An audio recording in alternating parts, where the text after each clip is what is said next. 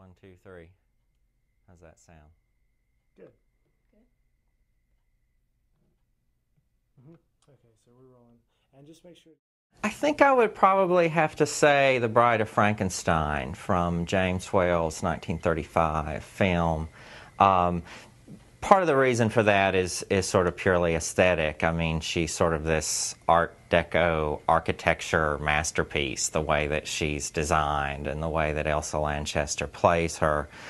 But there's something sort of deeper there, I think. She's, in a way, kind of America's first subversive monster, in much the same way that the film is one of our first subversive monster films. I mean, here you've got a creature literally created to be a bride, literally created by her male creators to be a monster. And it's, in many ways, so much like sort of the root patriarchal paradigm, the Adam and Eve myth. Here's the helpmate being made for Adam.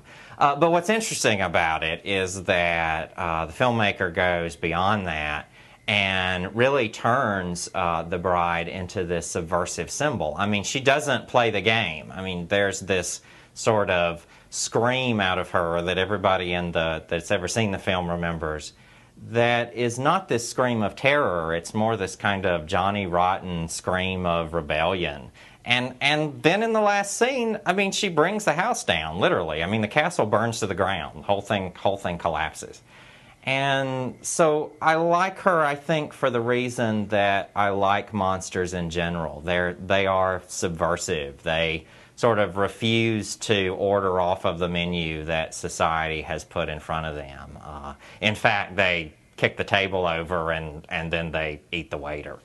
So I think she's sort of a template in a way for what monsters in America have been.